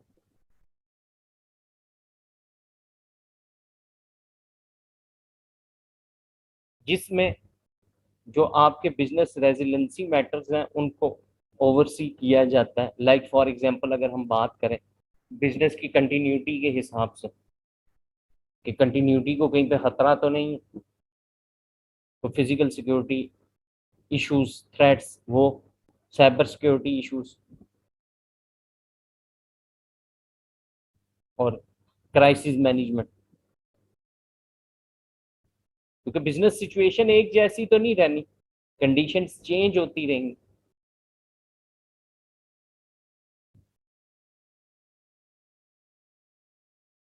तो उसके अंदर जो की कंसर्न,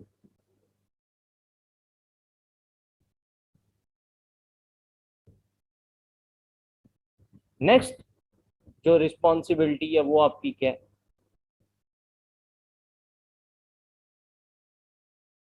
नॉमिनेट करना डायरेक्टर्स को और कमेटी मेंबर्स को, और साथ ही साथ इस चीज़ को इंश्योर करना कि ऑर्गेनाइजेशन के अंदर effective corporate governance practices adopt की गई हुई है या नहीं।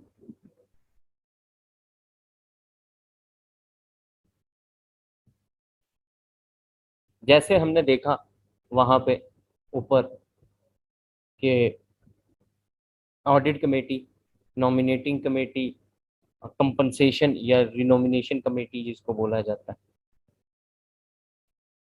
तो हर एक का अपना अपना कमेटी का मेन रोल है। तो यही बोर्ड ऑफ डायरेक्टर्स में जिन लोगों ने इलेक्ट होके आना है, उस कमेटी का प्रॉपर मेन रोल कि वो जो डायरेक्टर्स की नॉमिनेशन होगी किस मेन बेसिस के ऊपर होगी, बोर्ड के स्ट्रक्चर के बारे में, बोर्ड के स्ट्रक्चर को ओवरसी करना, चेंजेस कहाँ पे लानी है, कौन कौन सी की प्रैक्टिसेस हैं, ये सारे के सारे की कंसर्न, ये रिस्पॉन्सिबिलिटी किसकी है, बोर्ड की। नेक्स्ट करता है चेक करना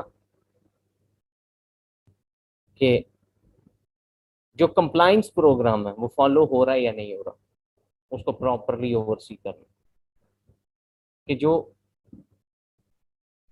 बोर्ड है वो डिफरेंट कमेटीज बनाता है इसी चीज को इंश्योर करने के लिए, कि कहीं पे कंप्लाइंस फेलियर अराइज तो नहीं हो रहा, जो इश्यूज अराइज हो रहे हैं क्या वो प्रॉपरली एड्रेसेबल हैं या नहीं है, उनको एड्रेस किया जा रहा है या नहीं किया जा रहा।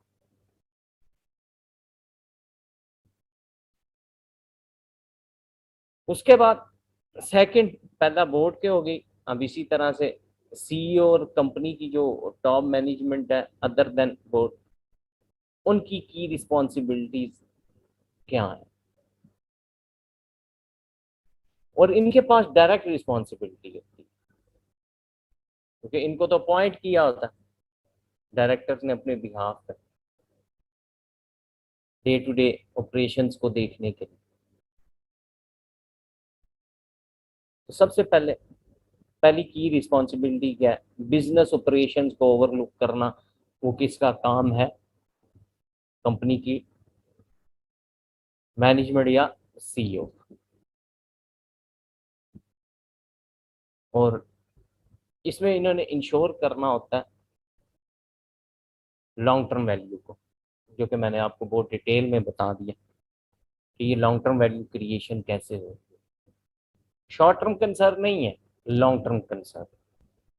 बट यहाँ पे वो कहता है इसका मतलब ये नहीं है कि जो शॉर्ट टर्म गोल्स हैं या स्ट्रेटजीज हैं उनको आप निग्लेक्ट कर दें लॉन्ग टर्म के लिए, नो। क्योंकि ये बात पक्की बात है कि जो शॉर्ट टर्म गोल्स होंगे, एक बड़ा जो लॉन्ग टर्म गोल होता है वो कॉम्बिनेशन होता है डिफरेंट शॉर्ट टर्म गोल्स का। तो अगर आप शॉर्ट टर्म को निग्लेक्ट करेंगे तो अल्टीमेटली फिर आप लॉन्ग टर्म प्लान्स को कंटिन्यू नहीं कर सकते। नेक्स्ट है जी स्ट्रेटेजिक प्लानिंग, सेकंड रिस्पॉन्सिबिलिटी। और ये भी आपको मैंने ऊपर फुल डिटेल के अंदर बताया कि जब हम बात करते हैं स्ट्रेटेजिक प्लानिंग की, तो प्लानिंग में तो तीन चीजें, objective setting, strategy formulation, number three resources. तो स्ट्रेटजी का वर्ड लगने की वजह से एक बात तो क्लियर हो गई कि ये बात कर रहा है कंपनी की टॉप मैनेजमेंट, तो वही हम पढ़ रहे हैं।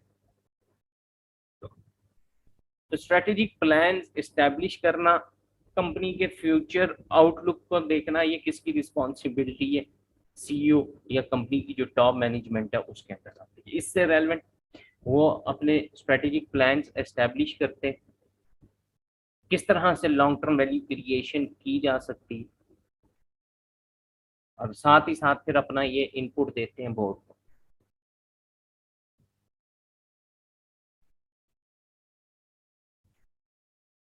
अच्छा, ये जो प्लान्स वगैरह एस्टेब्लिश करते हैं ये अप्रूवल के लिए बोर्ड के पास ले जाते हैं। अगर बोर्ड अप्रूवल दे तो फिर ये उसको इम्प्लीमेंट करवाते हैं, और इम्प्लीमेंट करवाने के बाद रेगुलरली उसको रिव्यू करते रहते हैं, उस पर एसेस करते हैं क्या प्रोग्रेस हो गई।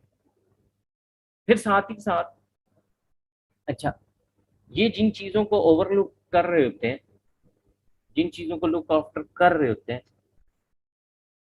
वहां पे इनका की कंसर्न ये भी होता है कि ये अपने रिव्यूज एस्टेब्लिश करते हैं अबाउट पर्टिकुलर प्लान, और साथ ही साथ बोर्ड को इनपुट देते हैं कि बोर्ड को भी क्या चीज़ देखने की ज़रूरत है, क्योंकि ये रिकमेंडेशन दे सकते हैं। फिर ये उनको गाइड भी करेंगे, अगर कहीं पे किसी प्लान के अंदर कोई चेंजिंग है तो ये सजेस्ट करेंगे बोर्ड को। अल्टीमेट डिसीजन उन्हीं का ही है, और उनके बिहाफ पे वो डिसीजन, इसका मतलब है आपने अप्रूवल लेना है किससे, शेयर होल्डर से।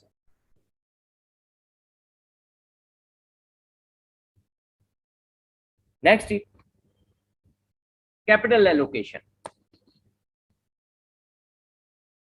ऊपर भी हमने बात की।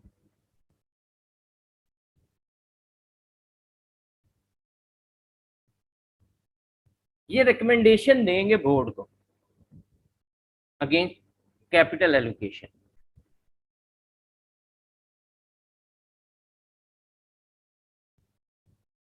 कहाँ कहाँ इन्वेस्ट करना है, शॉर्ट टर्म पर्सपेक्टिव होना चाहिए, लॉन्ग टर्म होना चाहिए, ग्रोथ स्ट्रेटजीज क्या हो, क्या आपने ग्रोथ के लिए कल को मर्जर एंड एक्विजिशन को एडॉप्ट करना है, क्या इन्वेस्टमेंट्स हैं, स्पिन ऑफ हैं, डिफरेंट टूल्स हैं ग्रोथ के।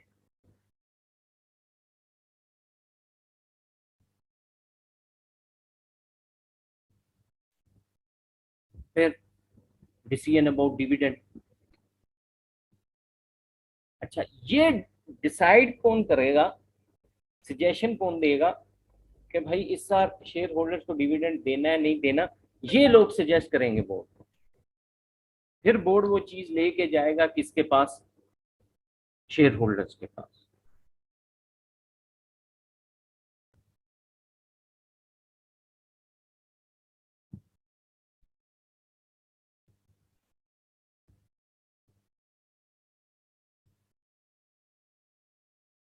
उसके बाद नेक्स्ट रिस्पॉन्सिबिलिटी की अगर हम बात करते हैं तो रिस्क से रेलेवेंट, रिस्क को आइडेंटिफाई करना, एवेल्युएट करना और प्रॉपरली मैनेज करना, ये किसका काम है?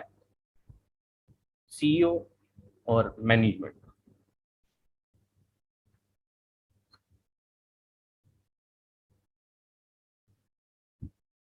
अच्छा, इसमें बास कंपनीज की मैनेजमेंट फेल भी हो जाती है, इसमें फिर बड़ा मेन रोल होता है बोर्ड का। बाज का ये क्लियरली आइडेंटिफाई नहीं कर पाते और जिसकी वजह से कई ऑर्गेनाइजेशन फेलियर अराइज होते हैं। रिस्क की नेचर को समझना, सिस्टमैटिक रिस्क है, अनसिस्टमैटिक रिस्क है, उससे रेलेवेंट स्ट्रेटजीज पॉलिसीज इस्टेब्लिश करना, इम्प्लीमेंट करवाना, बाद में मॉनिटर और एवेल्युएट करना, ये किसका काम है? सी और अदर मैनेजमेंट। फिर इन्फॉर्म करना बोर्ड को टाइमली कि जी ये पोटेंशियल रिस्क है,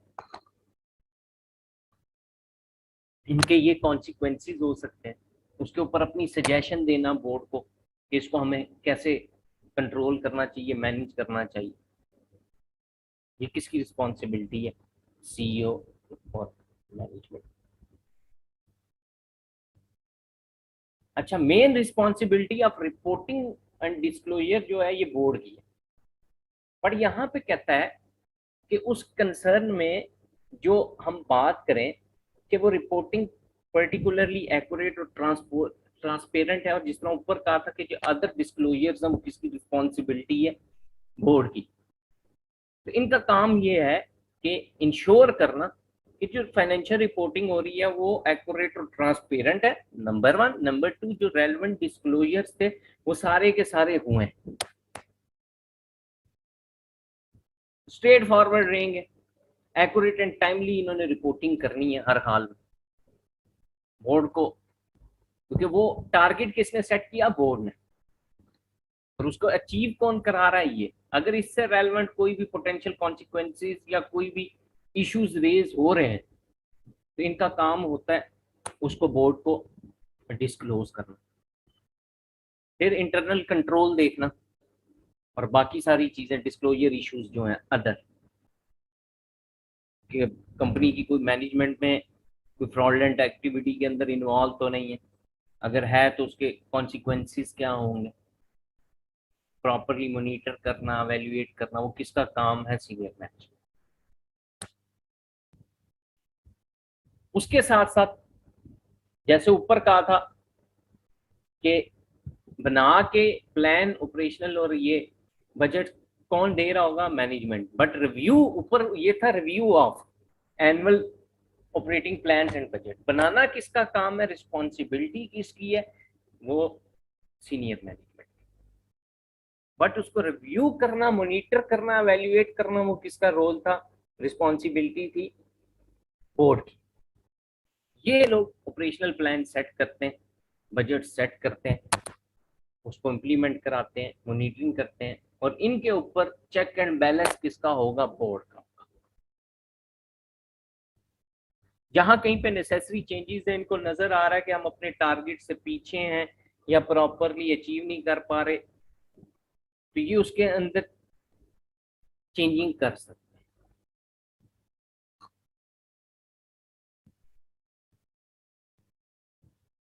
नेक्स्ट कहता है सीईओ या इसका टॉप मैनेजमेंट काम क्या? ये भी डायरेक्टली इन्वॉल्व नहीं होता। इन्होंने, क्योंकि फिर वो टेक्निकल मैनेजमेंट लेवल को भी सिलेक्ट करना होता, तो यही वो कह रहा है, क्वालिफाइड मैनेजमेंट को सिलेक्ट करना, ऑर्गेनाइजेशनल स्ट्रक्चर इस्टेब्लिश करना, और सक्सेसिव प्लानिंग को इम्प्लीमेंट करना, ये किसका रोल है, किसका रिस्पॉन्सिबिलिटी है, कंपनी की सीईओ और जो टॉप मैनेजमेंट है उसकी। अच्छा, अब एक चीज, डायरेक्टर्स के अप्रूवल से ऑर्गेनाइजेशनल स्ट्रक्चर सेट होगा, बट उसकी सजेशन और वो डिजाइनिंग कौन करके देता है, ये कंपनी की मैनेजमेंट। क्योंकि जो लोग ऑपरेशंस देख रहे होते हैं ना डेली, वो टेक्निकल लेवल ऑफ मैनेजमेंट और ऑपरेशनल होता है, तो जो कि डायरेक्टली इन्वॉल्व होता है। अब जैसे ही बिजनेस एनवायरनमेंट में किसी किस्म की कोई चेंजिंग इनकर होगी ना, तो सबसे पहले इन्हीं लोगों को पता चलेगा, और इन्होंने ही रिपोर्ट करनी है बोर्ड को या कंपनी की टॉप मैनेजमेंट को कि भाई एग्जिस्टिंग इन्वायरमेंट से रेलेवेंट अब ये स्ट्रक्चर, जो चीज़ें हम चाह रहे हैं, जिन गोल्स को अचीव करना हम चाह रहे हैं, जो हमारे ऑब्जेक्टिव्स हैं, वो इस चीज़ के साथ फुलफिल नहीं हो सकते। तो जहां पे चेंज नेसेसरी होगी, ये इन्फॉर्म करेंगे मैनेजमेंट को।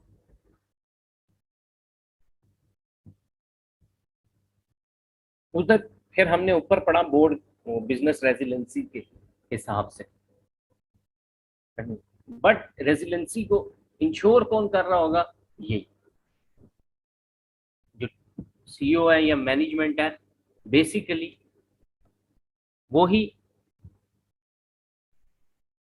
जो प्लान्स इन्होंने सेट किए, उन प्लान्स को रिव्यू करना, रेजिलेंसी पर्सपेक्टिव में जाके उस चीज को इंश्योर करना, कंपनी के ऑपरेशंस को ओवरसी करना, वो किसकी रिस्पॉन्सिबिलिटी है, सीईओ और मैनेजमेंट।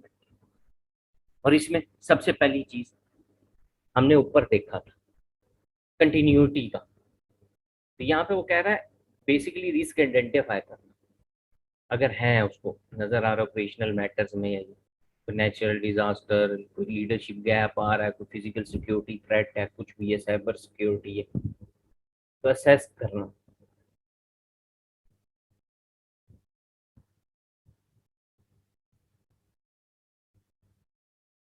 उसके बाद क्राइसिस,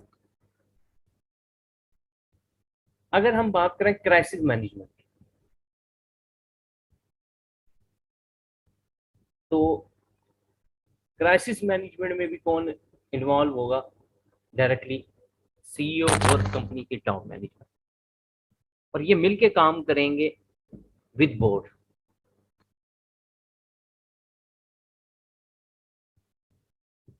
अगर क्राइसिस इन्वॉल्व है कंपनी की सीनियर मैनेजमेंट के हिसाब से, तो फिर अल्टीमेटली एक्शन किसके पास है, बोर्ड के पास।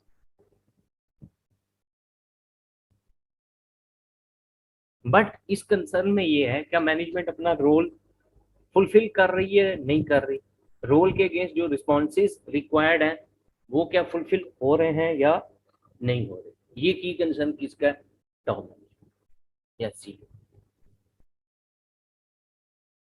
जी जनाब, यहाँ तक आप पहले पूछ लें, किसी का कोई क्वेश्चन तो हैंड रेज करके पूछ सकते हैं।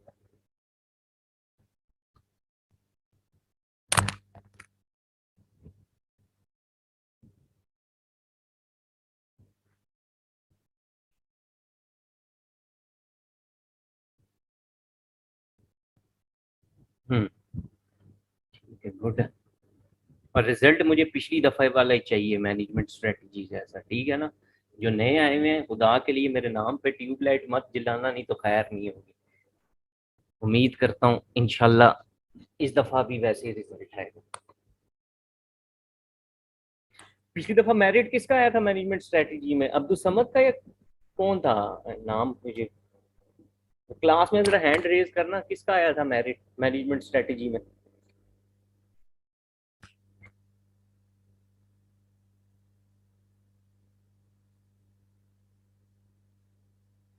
एम है क्लास, ठीक है। अब हम आते हैं बोर्ड के स्ट्रक्चर के ऊपर। नेक्स्ट बड़ा इंपॉर्टेंट क्वेश्चन, और मैं प्रिडिक्ट करता हूँ इस दफा मे भी इस क्वेश्चन के आने के चांसेस मोर देन 90% हों। क्योंकि जो इस रेफरेंस से जो क्वेश्चन हो चुके हैं उसमें से एक की टॉपिक ये वाला रहता है, और ये वो पोर्शन है जिसमें से आपके पेपर्स के अंदर हर दफा नया क्वेश्चन आ रहा है, रिपीटेड क्वेश्चन नहीं है। एरिया क्योंकि बहुत बड़ा है और ये रहता है, तो अगर फॉर एग्जांपल मेरे जैसा कोई बंदा पेपर बना रहा हो जो जरा अपने कोर्सेज के हिसाब से, या ये जिसको पता भी है, नॉलेज भी और सेंटी भी है, तो वो ये वाला क्वेश्चन लाजमी डालेगा। हमने पढ़ लिया बोर्ड ऑफ डायरेक्टर क्या होता है, रिस्पॉन्सिबिलिटीज क्या है, हमने पढ़ लिया। अब ये है कि बोर्ड का स्ट्रक्चर क्या होगा। जैसे पीछे जब हमने गाइडिंग प्रिंसिपल्स पढ़े हैं कॉर्पोरेट गवर्नेंस के, तो उस मैनर के अंदर हमने एक चीज देखी। वो की कंसर्न क्या था, वो ये कहता था कि डिपेंडेंट के साथ साथ इंडिपेंडेंट ऑडिटर्स की बात हो रही थी या डायरेक्टर्स की बात हो रही थी, दोनों। स्मॉल साइज कंपनी है उस केस में बोर्ड का स्ट्रक्चर क्या होता है, लार्ज स्केल कंपनी है उसमें क्या होता है, तो वो क्या है हम देखते हैं। अच्छा, इसमें बैक एंड पे बेसिस हुई बनी थी जो कि मैंने आपको वो स्टोरी सुनाई थी गैम्बलर वाली, या एनरॉन का केस बताया जिसमें मैनेजमेंट फेलियर आए, कंपनी की टॉप मैनेजमेंट ने मिल के या डायरेक्टर्स ने मिल के ऑडिटर्स के साथ किस तरह के फ्रॉड्स किए, सब कुछ। तो अब ये आपको उसके आंसर देगा कि अब उस चीज को कैसे रोका गया, बोर्ड की कंपोजिशन को कैसे चेंज किया गया। ये जो हमने ऊपर देखा, ओवरसाइट कंट्रोल की बात की, रिस्क आइडेंटिफिकेशन की बात की, नॉमिनेशन की बात की, लाइसेंस की बात की, ये सारे कॉन्सेप्ट इंप्लीमेंट कैसे होंगे, तो वो बोर्ड के स्ट्रक्चर से होते हैं। नंबर वन, सबसे पहला की पर्सपेक्टिव है इसमें बोर्ड की कंपोजिशन। सबसे पहले हम बात करते हैं साइज की, बोर्ड का साइज क्या हो। सबसे इंपॉर्टेंट की कंसर्न ये है कि आप बोर्ड के साइज को असेस कैसे करेंगे कि हमारे कंपनी के लिए बोर्ड साइज कितना सूटेबल है। जो न्यू कंपनीज होती हैं, जो अपनी डेवलपिंग फेज के अंदर होती हैं, उन कंपनीज के लिए ये चीज असेस करना बड़ी डिफिकल्ट होती है। बट एक इंश्योर, बोर्ड मिक्सचर हो, बोर्ड मिक्सचर होना चाहिए। अब किस चीज का मिक्सचर, यहाँ पे वो कहता है डिपेंडेंट के साथ इंडिपेंडेंट या एग्जीक्यूटिव डायरेक्टर के साथ नॉन एग्जीक्यूटिव डायरेक्टर होने चाहिए। फिर कहता है अब वो एग्जीक्यूटिव डायरेक्टर्स हो या नॉन एग्जीक्यूटिव डायरेक्टर्स हो, तो वो बोर्ड कहता है मिक्स ऑफ स्किल्स हो, सिर्फ एक स्किल के लोग ना हो, मल्टीपल स्किल्स के लोग होने चाहिए, डिफरेंट बैकग्राउंड्स और डिफरेंट एक्सपीरियंसेस के लोग हो। फिर कहता है मोस्टली जो स्मॉलर बोर्ड होता है वो मोर कोहेसिव होता है, मतलब उनमें यूनिटी हार्मनी का कॉन्सेप्ट बहुत ज्यादा होता है, मिल के काम। बोर्ड जितना बड़ा हो जाए उसको फिर मैनेज कंट्रोल करना भी डिफिकल्ट होता है। असल चीज ये है, बोर्ड जो भी बने, क्या वो जो की इश्यूज या चैलेंजेस अरेज होते हैं, क्या उनको क्विकली रिस्पॉन्ड करता है या नहीं करता।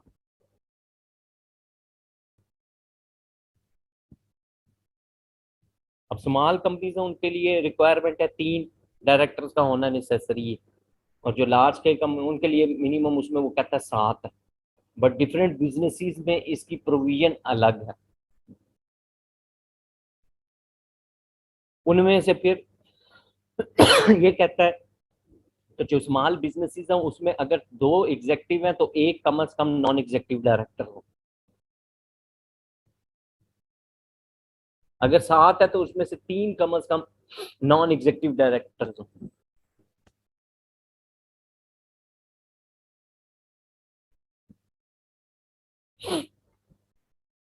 देन कंपोजिशन की बात करते, साइज तो ये हो, कंपोजिशन कैसी हो, डिफरेंट बैकग्राउंड स्किल्स एक्सपीरियंसेस, ये तो हमने देख लिया, बात हो गई। इसमें आप कहता है बेसिकली वो बोर्ड एबल हो ओवरसाइट फंक्शन को परफॉर्म करने इफेक्टिवली, असल में इनकी कंसर्न ये है।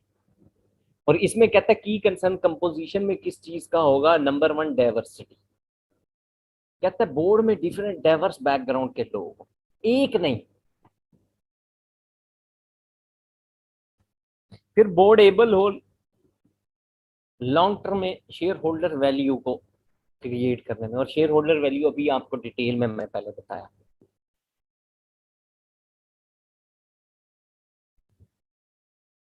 तो जितने डाइवर्स बैकग्राउंड के लोग होंगे उतने फेलियर के चांसेस कम होंगे, ये बात याद रखें।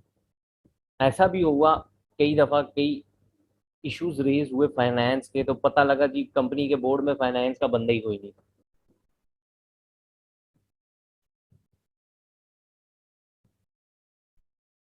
फिर जेंडर की बात करें तो मैन वुमेन दोनों होने चाहिए।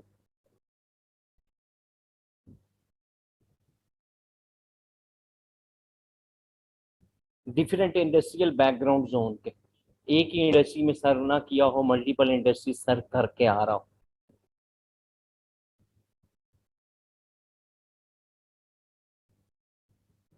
उसके बाद टेन्योर की बात करते हैं। डिफरेंट टेन्योर्स के डायरेक्टर्स होते हैं, कम एक्सपीरियंस वाले भी, ज्यादा एक्सपीरियंस वाले भी।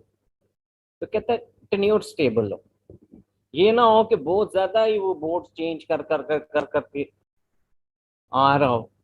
उसका एक टेन्योर एक कंपनी में, एक इंडस्ट्री में बड़ा स्टेबल रहा हो, और आपके साथ भी वो एक स्टेबल टेन्योर गुजार रहा हो।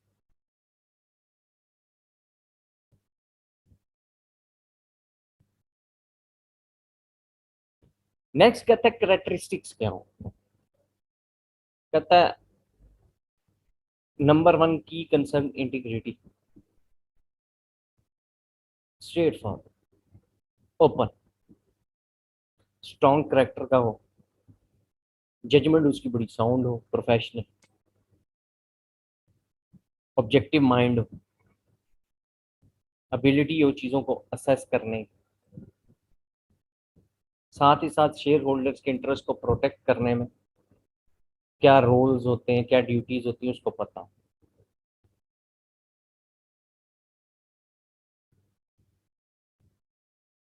नेक्स्ट है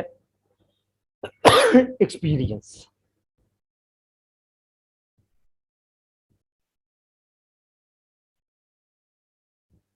कहता है कि जो डायरेक्टर्स हैं आपके with relevant business and leadership experience, board को बेसिकली डायरेक्शन प्रोवाइड करना, स्ट्रेटजीज में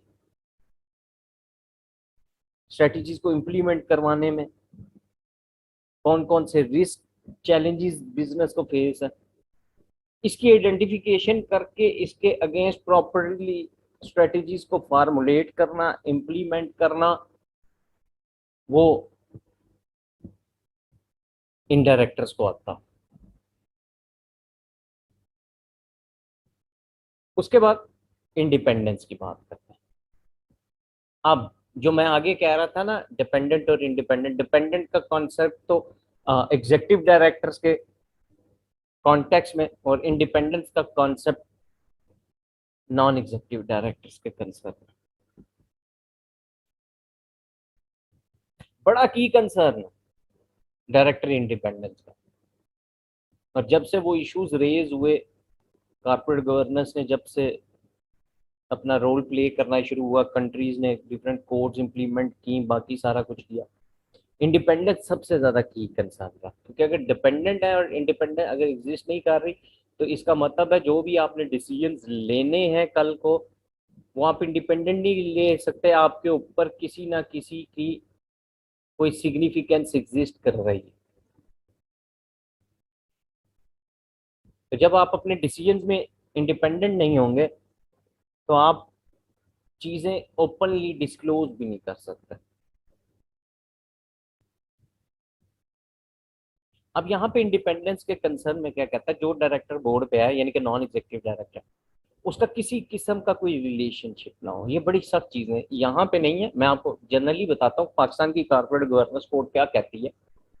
कहता है नंबर वन, कि जो बंदा नॉन एग्जीक्यूटिव डायरेक्टर बन के बोर्ड पे आए, इंडिपेंडेंट कंसर्न हो जिसका, कहता है उसका कंपनी के किसी एम्प्लॉय के साथ कोई रिलेशनशिप ना हो, उसकी वाइफ, उसका कोई बच्चा या कोई रिलेटिव उस कंपनी में ना हो या कंपनी की टॉप मैनेजमेंट में ना हो। नेक्स्ट, वो 9 साल से कंजेक्टिव उस कंपनी का इंडिपेंडेंट डायरेक्टर ना हो। यानी कि अगर 9 साल उसने गुजार लिए तो फिर वो दोबारा से इंडिपेंडेंट डायरेक्टर अपॉइंट नहीं हो सकता।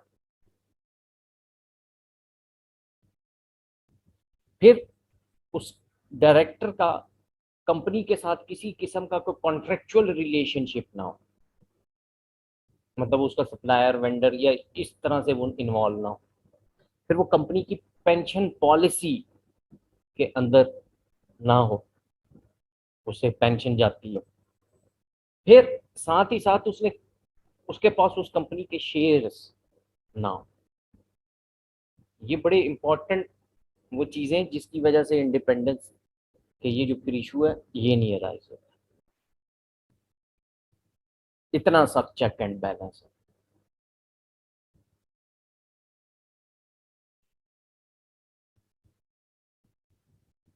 आप कैसे असेस कर सकते हैं अब इस इंडिपेंडेंस को?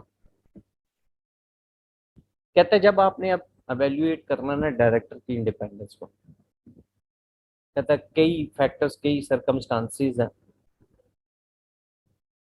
आप उनको देखेंगे। जैसे पहली बात की, इस डायरेक्टर का कोई रिलेशनशिप तो नहीं है कंपनी की सीनियर मैनेजमेंट के साथ, बाकी सारा कुछ जिसकी वजह से इसकी इंडिपेंडेंस के ऊपर किसी किस्म का कोई शक आ सके।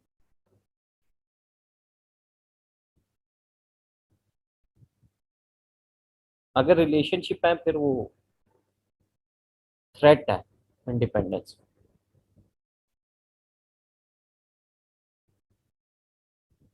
फिर कहता है एक बंदा अगर लॉन्ग टाइम पीरियड से लॉन्ग स्टैंडिंग बोर्ड सर्विस दे रहा हो तो उसमें भी फिर एक इशू है, उसकी इंडिपेंडेंस पे शक आ सकता है क्यों हो रहा है, क्योंकि लॉन्ग टेन्योर हो गया या ये हो गया उसकी वजह से ना कहीं उसके इंटरेस्ट चेंज ना हो गए, ये रीजन होती है। उसकी वजह से वो जैसे टेन्योर मैंने आपको बताया पाकिस्तान के केस में 9 साल रखा गया हुआ है, तो अगर 9 साल उसने फुलफिल कर लिए तो वो दोबारा उस कंपनी का नहीं लग सकता करेक्ट।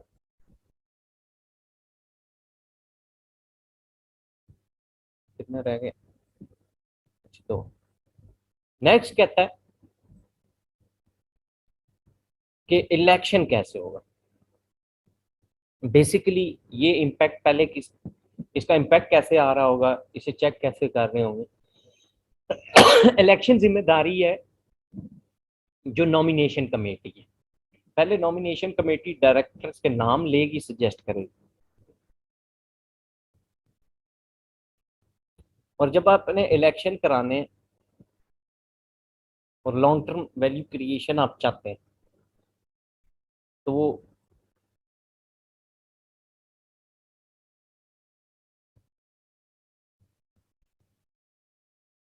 अब यहाँ पे कहता है आप रजिस्ट्रेशन फॉर जो है ना, एक तरह की वो कहता है रेजिग्नेशन पॉलिसी यूज करेंगे। क्या है?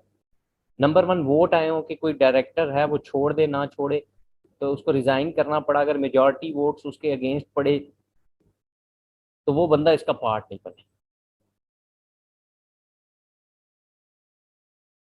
एक्सेप्शन रिजेक्शन कैसे होगी? जिन डायरेक्टर्स का नाम नॉमिनेशन कमेटी नॉमिनेट करेगी after the check and balance और बाकी सारी चीजें करने के बाद, कहता है सिर्फ बोर्ड इलेक्शंस में आप उन्हीं को परसू कर। फिर वोटिंग क्राइटेरिया, मेजॉरिटी वोट्स उसके हक में होनी चाहिए, अगर उसके अगेंस्ट हो गए या ये वो बंदा फिर नहीं आ सकता, बेशक उसके पास ज्यादा नंबर ऑफ शेयर्स हो, जो कुछ मर्जी हो। टाइम कमिटमेंट नेक्स्ट, बड़ा इंपॉर्टेंट कंसर्न। डायरेक्टर बन तो जाते फिर कंपनी को टाइम नहीं देते, प्रॉपर अटेंशन नहीं देते। तो जो बोर्ड है बेसिकली उसने तो डायरेक्टर्स ने सर्टन रोल्स हमने ऊपर देखा, रिस्पॉन्सिबिलिटीज हैं वो फिल करनी होती है। अगर फॉर एग्जांपल वो किसी कमेटी का मेंबर है, उस कमेटी के अंदर वो चेयर पर्सन है, तो उसने कमेटी को चेयर करना है और सारी रिस्पॉन्सिबिलिटी उस कमेटी की उसके ऊपर है, तो इनको बहुत ज़्यादा टाइम देना पड़ता है। वहाँ का इनमें से कई डायरेक्टर वो डिस्चार्ज ऑफ रिस्पॉन्सिबिलिटीज के भी मुर्तकिब बन जाते हैं, फिर उनके वोटिंग के थ्रू फिर उनको हटाया भी जाता है, उनके अगेंस्ट भी हो जाती हैं काफ़ी चीज़ें। नंबर वन पहली बात की कंसर्न यहाँ पे ये है कि इनका कुछ डोमेन, उस डोमेन के अंदर रहते रहते इनका कुछ स्कोप है, कुछ लिमिटेशंस है, ये अपने दायरे कार से बाहर नहीं जा सकते। और एक और लिमिटेशन ये है कि जो इनके ऊपर रिस्पॉन्सिबिलिटीज हैं वो फुलफिल होंगी, तो टाइम कंस्ट्रेंट है कि भाई जो चीज़ें हैं वो टाइमली परफॉर्म करना, बाकी सारा कुछ करना, उन एक्टिविटीज़ को परफॉर्म करने के लिए एक अप्रोप्रिएट टाइम देना, ये तो की कंसर्न है। तो इसको देख के वो फिर डायरेक्टर जो इलेक्ट होते हैं या ये नाम दे देते हैं। हमारे जैसे कंट्रीज में काम चल ही जाता है, और जैसे हमारे अपने लोगों में वो नहीं है टाइम मैनेजमेंट, तो कोई चीज़ समझी नहीं जाती, तो ये भी फिर कहते हैं चल सो चल ठीक। बाहर दुनिया में अगर बोर्ड में कोई डायरेक्टर प्रॉपरली टाइम नहीं दे रहा बोर्ड को या ये, तो उस केस के अंदर भी उसके अगेंस्ट एक्शन ले। हमारे यहाँ नहीं है अभी तक ये वाली प्रैक्टिस। कई इनमें से डायरेक्टर्स वो बोर्ड मीटिंग होती है ये उसमें एब्सेंट होते हैं। इनमें से कईयों का कंसर्न हमारे यहाँ ये होता है, जो हमारे जैसे डेवलपिंग कंट्री, अब पाकिस्तान में तो एक बड़ा आइडियल है, और जी पीसी बुरबन रखोगे मीटिंग पे आवांगे, नहीं तो नहीं आवांगे, यही वाला कॉन्सेप्ट है। चाय पीने आते हैं सिर्फ, ये एक बॉक्स टिकिंग एक्टिविटी है, एज एन इवेंट समझा जाता है बस। बाकी जगहों पे प्रॉपरली डिसीजंस लेना, इम्प्रूवमेंट लाना, ये की कंसर्न। जी जनाब, यहाँ तक पूछे कोई क्वेश्चन, कुछ है चीज़ तो हैंड रेज करके आप बारी बारी पूछ सकते हैं।